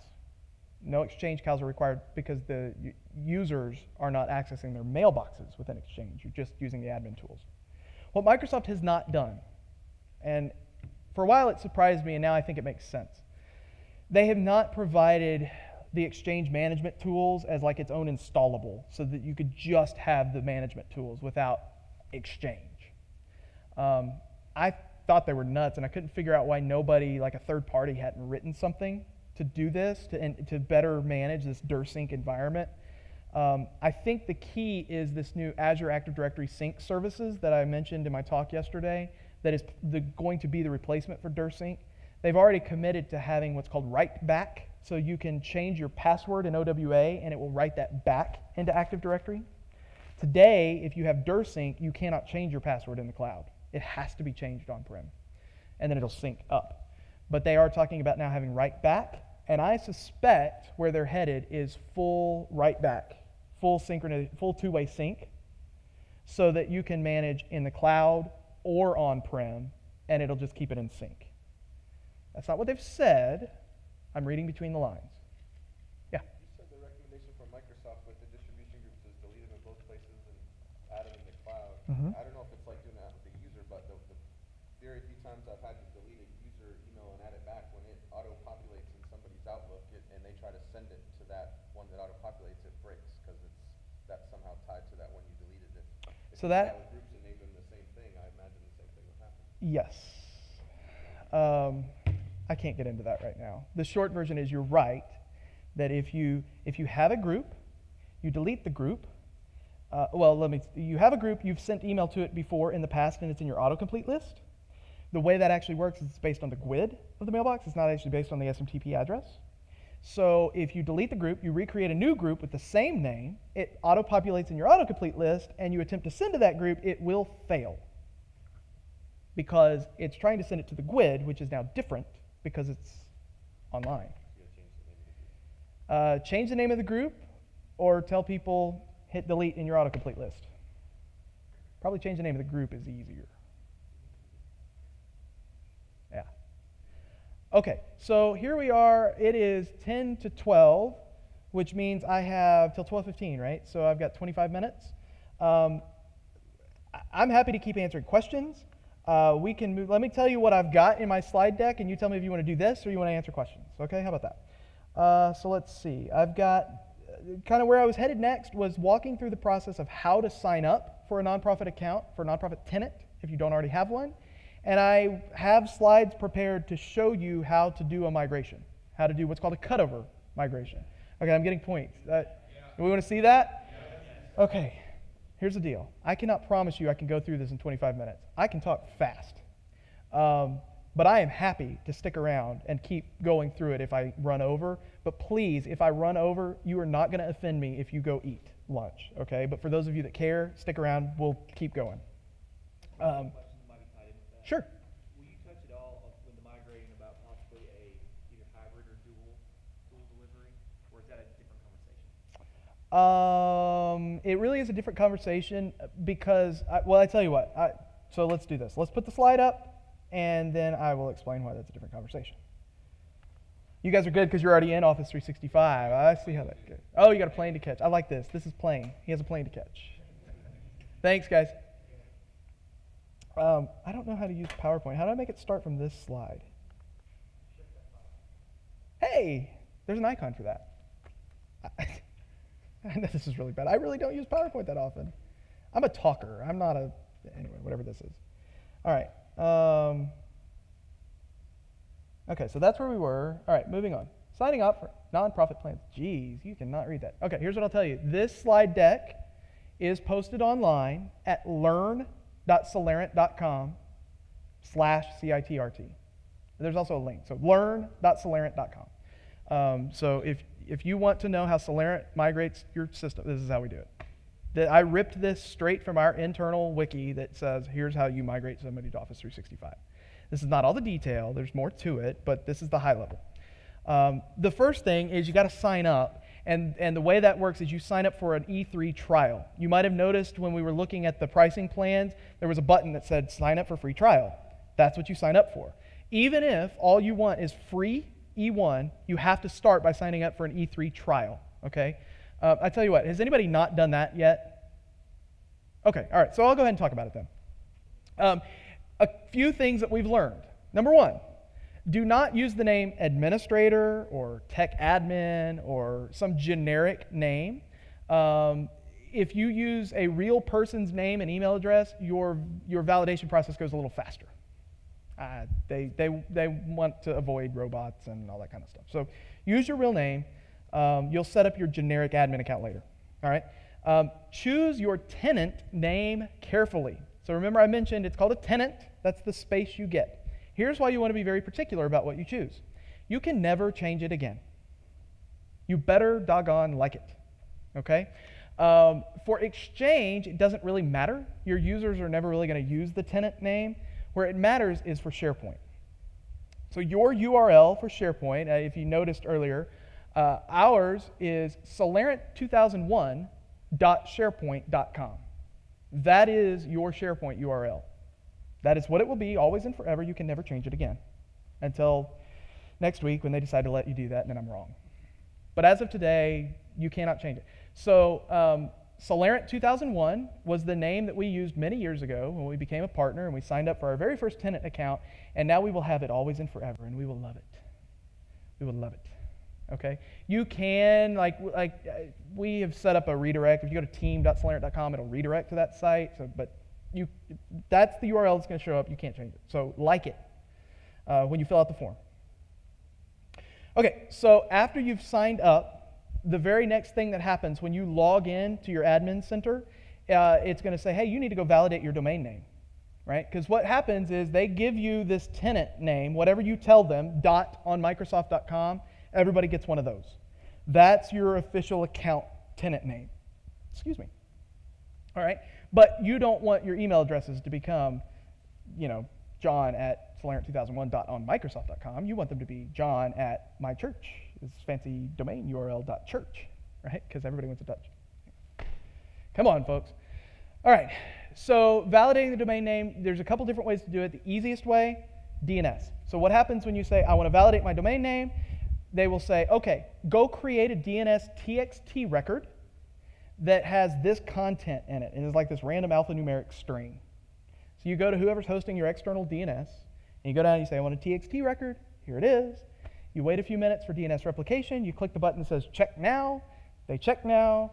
It's not yet replicated. You wait a little while longer. You hit check now. Anyway, you go through this process until, aha, they found it. The DNS record is there.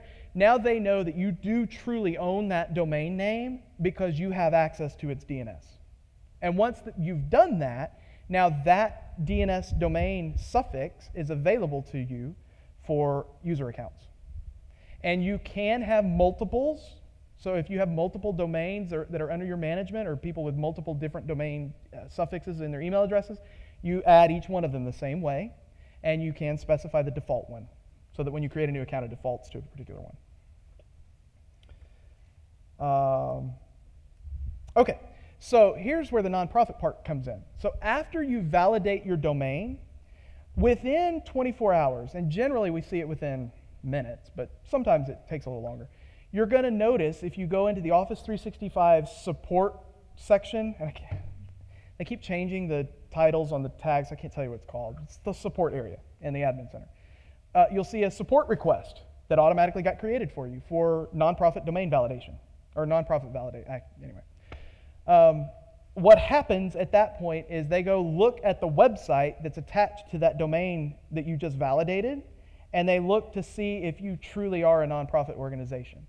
Now that is actually handled by the fine folks from TechSoup. Anybody heard of TechSoup?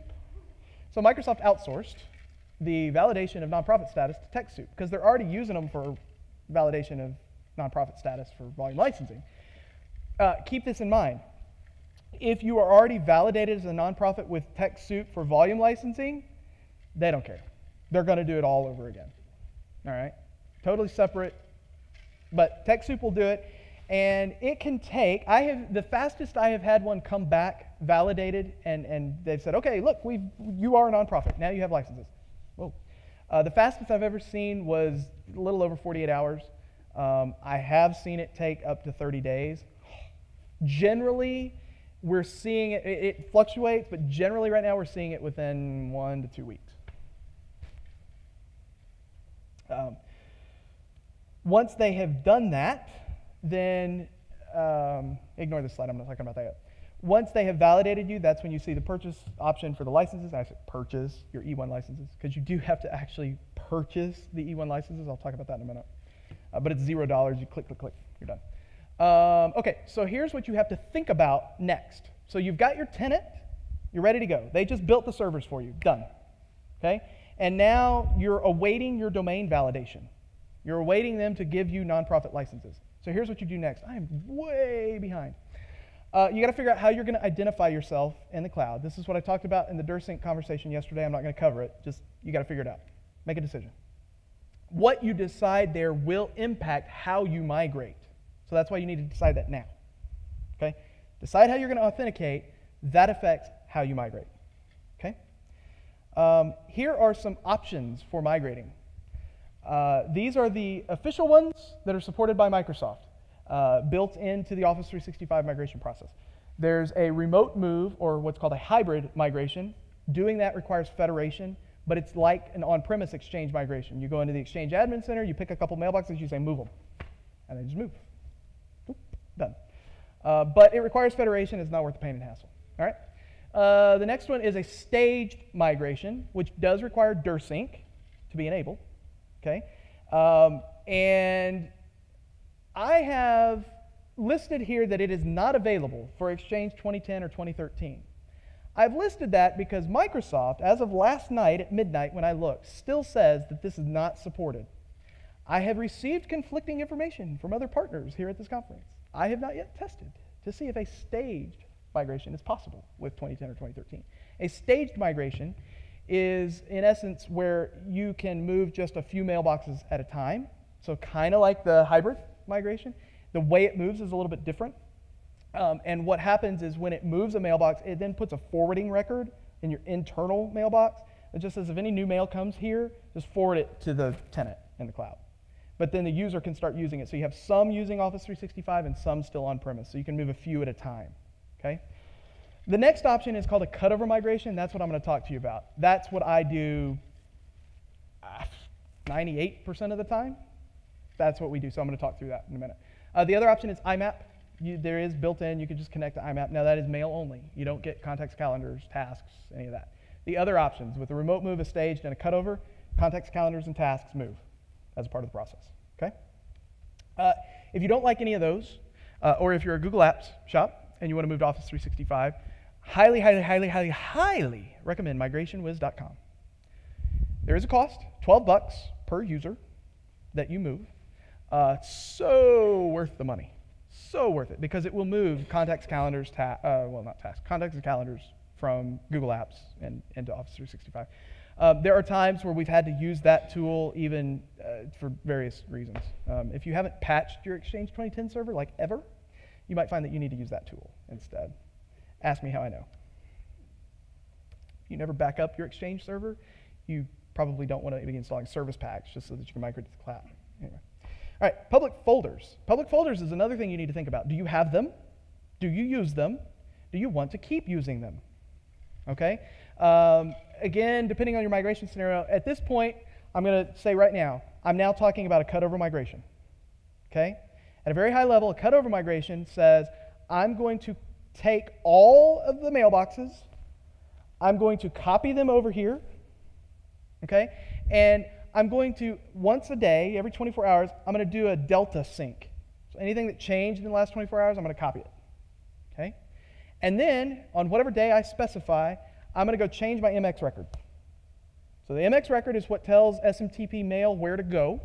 So it's been going on premise, and now today I'm changing it. Now all new mail is going to the cloud. You do one final synchronization run, and now everybody's in the cloud all at once. Cutover. Okay? That's what I'm talking about. That's how we do 98% of our migrations. Okay? You just pick a day, and the simplest way, the way I normally do it, tell everybody, get out of email at 4 o'clock, 5 o'clock, whatever you decide, and don't use it again until 8 a.m. tomorrow morning. When you walk in, here's what you need to do. That's how we typically do it. It's the rip the Band-Aid off approach, but oh my gosh, it's so much easier. Okay? So public folders, if you're going to migrate them, easiest option, export your existing public folders to a PST file, go create new public folders in the cloud, import said PST file. Easy peasy. Okay? You'll find other options out there. Have fun. SMTP. How many of you have a copier? How many of you have an HVAC system that sends email? How many of you have a voicemail to email system internally? Well, that works via SMTP. And it probably is relaying off of your internal Exchange server. And if you do what I would suggest and don't use DirSync, you're getting rid of that Exchange server. Oh my gosh, what are you going to do? You can have your SMTP connect directly to Office 365, but there are very specific requirements that most of your copiers will not support. So, our recommendation, set up a local SMTP relay server on your network. It's built into IIS. Just pick a server, install IIS SMTP relay feature, ta-da. Easy peasy. You can set, who can connect to it, relay rule, all that kind of stuff. Spam filtering is another thing you need to consider. What do you do for spam filtering today? Do you have an on-premise appliance? Do you have a cloud-hosted service? Do you, heaven forbid, do nothing? Okay, you need to think about that, and you need to make a decision. Office 365 does include a very effective spam filter engine built into the product. It's free with E1, okay, E3, whatever. It comes with Exchange Online. It is very effective, but it is very limited. So if you're used to your Barracuda that you have on premise or hosted by Nick, or you're used to the Mail Protector service from us or whatever, and you get those daily quarantine emails, and you can go in and granularly add and remove and blacklist and whitelist, and give that up. Can't do it. Can't do it in Office 365 today with Exchange Online protection. The only way to really interact with it is via the junk mail folder and the junk mail capabilities of Outlook.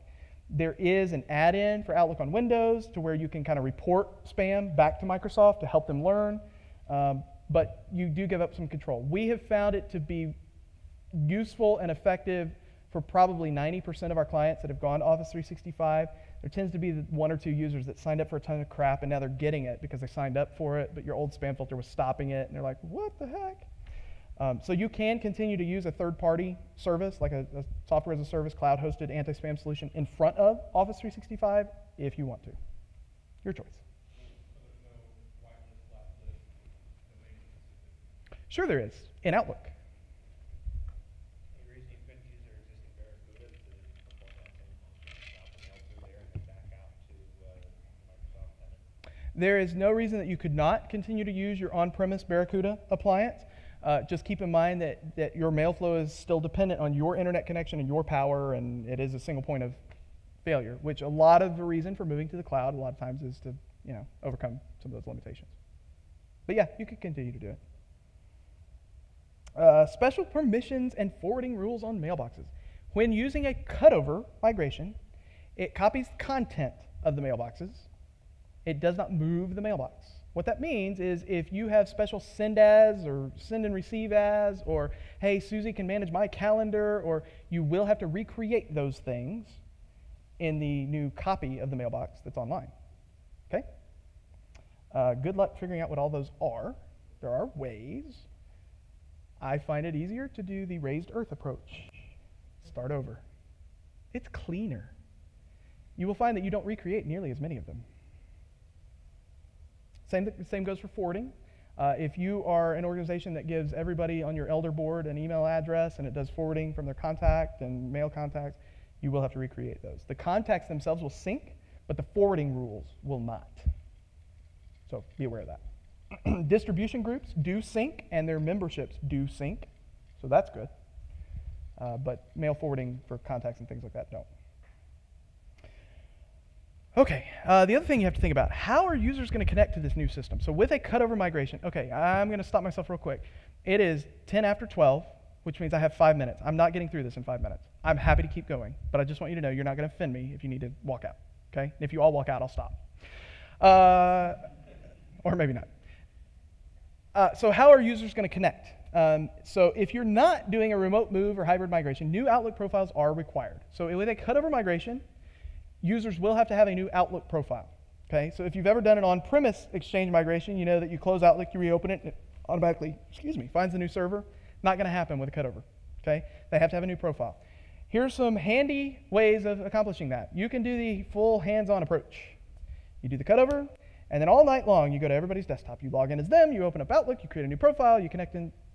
Dear God. Or you can print up a handy-dandy PDF that has instructions, and you email it out to everybody, and you suggest highly that they print said PDF, because in the morning when they show up, they can't open their email and get to said PDF. Ha-ha! So print the PDF, and you can provide instructions on here's what you do if you're on Windows, on a Mac, if you're ActiveSync, if you're OWA, whatever. So at a high level, real quick, here's what we recommend, and here's what we do today. For Windows, config365.com. Very handy tool. It is a free tool. by another Microsoft partner that will create the Outlook profile to connect to Office 365. All the user does, double click, a little window, type their Office 365 email address, their Office 365 password. It creates the new profile. It sets the new profile as the default. And there's even a little checkbox that if they have PST files that were attached in their previous profile, it will automatically attach said PST files in their new Outlook profile. Very cool. Keep in mind, new Outlook profile means new signatures, means new autocomplete. So when your users call and say, all of my contacts are gone, you remind them that those are not contacts. That is an autocomplete list. So since Exchange 2010 does suggested contacts. Can I finish your sentence for you? Yeah. 50-50. Sorry, that's how it is. I would say it's probably better than 50-50. With Exchange 2010, the autocomplete list is really gone, depending on what version of Outlook you're using, and it now goes into suggested contacts, which are actually stored in the mailbox. That content will migrate. Whether that's going to auto-populate in the Outlook client, we've seen that be hit or miss. It's better. It's not foolproof.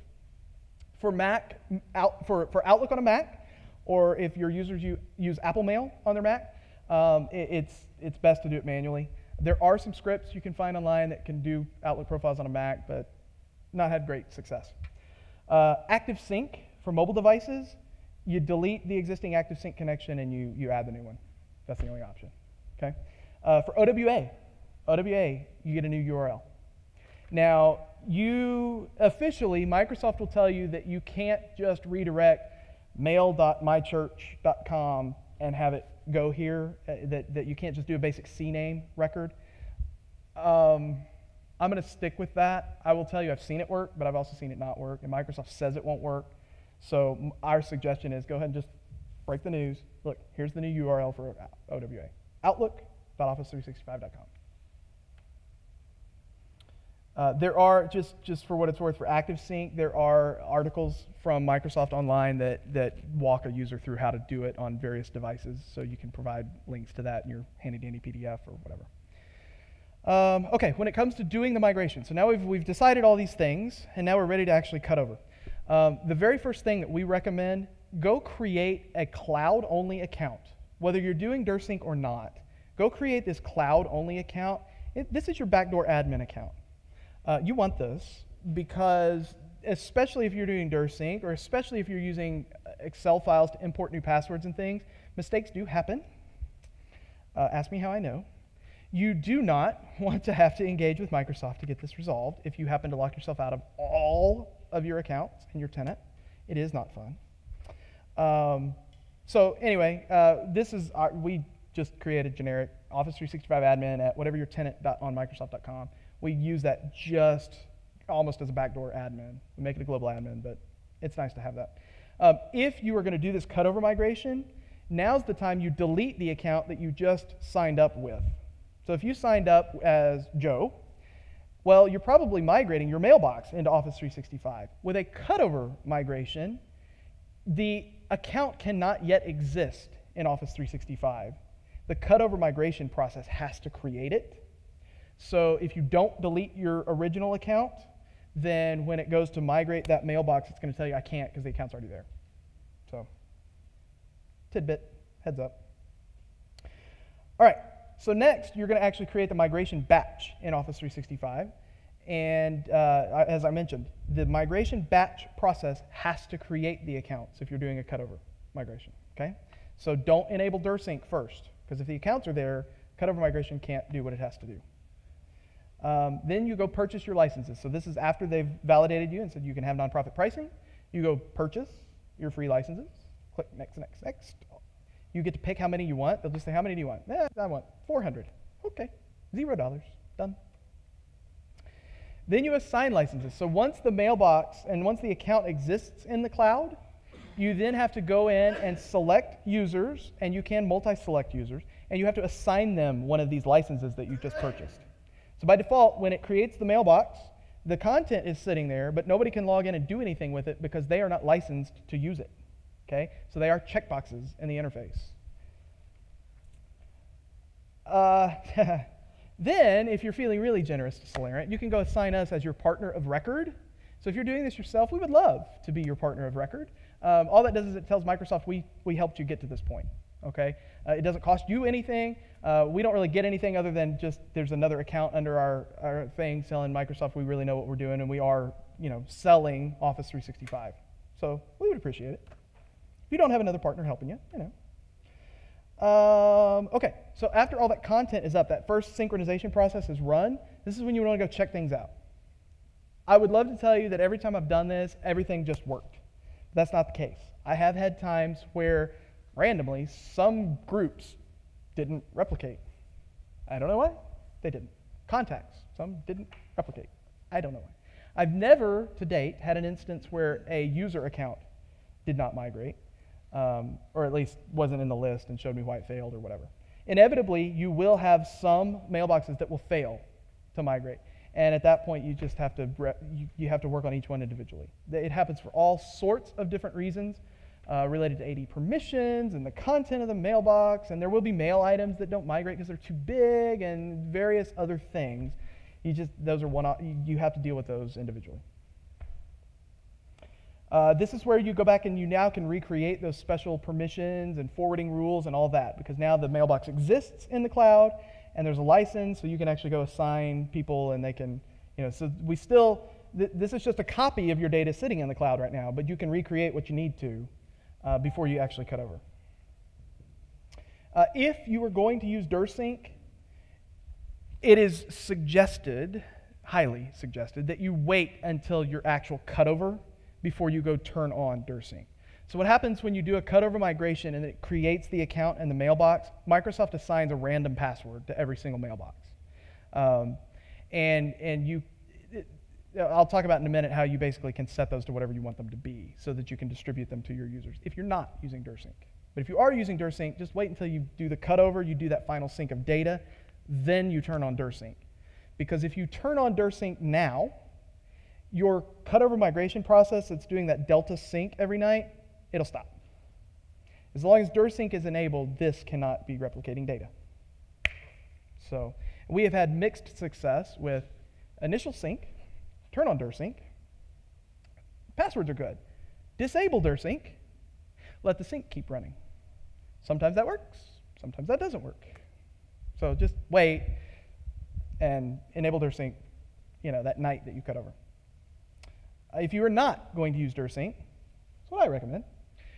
You can import the passwords that you want to assign to your users from a CSV file. You use PowerShell. There's instructions online to do this. You might choose, by default, if you just import a password, it sets that account to require a change on first login. And in order to do that, they can't do that in Outlook because they've never logged in yet. So your user instruction sheet has to say, okay, the first thing you have to do tomorrow morning, go to OWA, log in with this temporary password, set your new password. Now you can go configure Outlook. Kind of complicated. So I personally suggest that you use the option to manually set their password and then do not require an immediate change of that password. Provide instructions on how they can change their password, but don't require it. So give everybody a unique one. Don't give everybody the same password and then not require them to change it. That's just crazy. All right, so now you've prepped. Everything's in the cloud. You've got your permissions. You've done the licensing. You're ready to go. You cut over. So how do you do that? Go to your external DNS provider. Currently, mail is pointed on premise.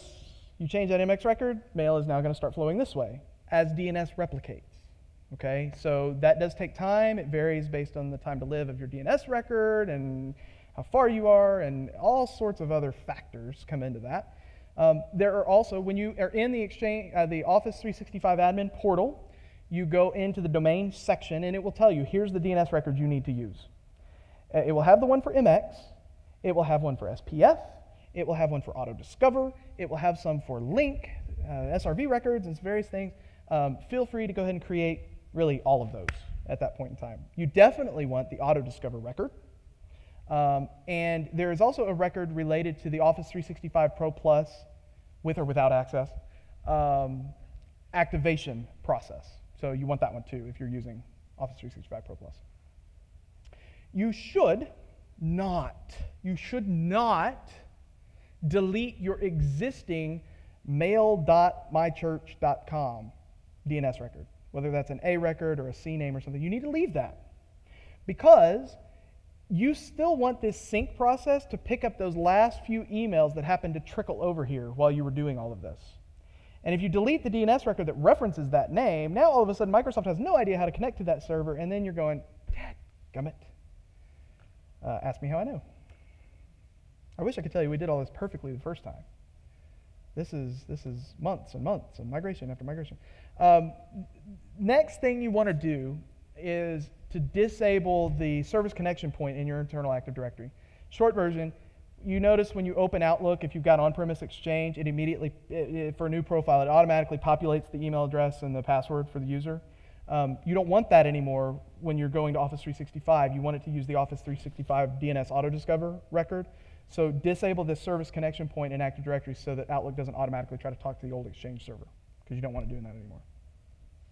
You should, if you're using split DNS, if your internal Active Directory domain is the same as your email domain in Office 365, that's called split DNS, right? So you have the same domain, internal and external. You do want to go ahead and create that auto-discover record internally, right? So when you look up auto-discover dot, whatever your domain is, that it will go to Office 365. And now you wait for DNS to replicate, and you send and receive some test messages, make sure that, oh, look, stuff is starting to go where I wanted it to go. Sweet. Wait a few more hours. After DNS is replicated and you've sent test mail and it's good, wait a few more hours. Because just because it replicated for you doesn't mean it replicated for Joe down the street and Susie over in Rwanda, right? You want to wait a little while so that DNS has time to replicate everywhere so that you can be sure that if anybody sends new mail, it's all going to the cloud. Okay? After that, after you're certain of that, you manually kick off that final migration run. Now, I mentioned earlier when you do a cutover migration, it's going to automatically sync every 24 hours. But now you're at cutover. You don't want to wait for it to just automatically happen whenever. You want to go hit the button that says, hey, do it right now. And you can, and it will. So you should. After that's done is when you can enable DirSync if you're using it. But this is also when I suggest highly that you go turn off Exchange internally. So the last thing you want is for 8 a.m. the next morning to roll around and Joe, Joe didn't pay attention to his email and didn't print off his PDF and he just opened Outlook and started working.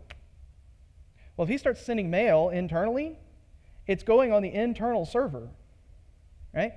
And Joe, who did read his mail, is now using his Office 365 mailbox. And he's not seeing the messages that Joe is sending to Joe. That's confusing. Okay, so you don't want them using the internal Exchange. So after that final sync has run, go turn off Exchange so that you can avoid confusion. You want the users calling going, my email won't work. Did you print the email? Did you print the PDF? Did you follow the instructions? We'll be there to happily help you in 2 hours. Now is when you would change your SMTP on your copiers and all that, so it starts going to your new relay so it can go into the cloud. Here's where you start to help your users that are having issues. I will say that if you do it depends on your staff, point blank, it depends on the people. But we have seen tremendous success with empowering users to reconfigure their Outlook profile. Not all of them can get it. There are issues from time to time and you have to help them, but if 50% of them, if 75% of them, I would say we're seeing 85% success as far as the users able to do it themselves. That's pretty good. So anyway, but you'll have to help some. Eventually, go uninstall Exchange. Don't do it yet. Wait at least a week. That's my suggestion to you. Wait at least a week. Make sure nobody says, hey, something's missing. Wait at least a week. Go uninstall Exchange. Be done. Unless you're using DirSync, and then you will never uninstall Exchange. Okay, there we go. I didn't do too bad. 10 minutes over. Learn.solarant.com. The slide deck's there. Feel free to use it. If any of that was kind of confusing or you want to actually see it, I've got a migration in progress right now. I'm happy to log into the portal. I can show it to you. I can show you where the checkboxes are for licensing. It's not terribly hard. But know that when you log into the portal next week, it'll probably look different because Microsoft is changing it a lot lately. Some for the better, some for the worse. Any more questions? Awesome. Well, I hope this was helpful. Thank you all very much.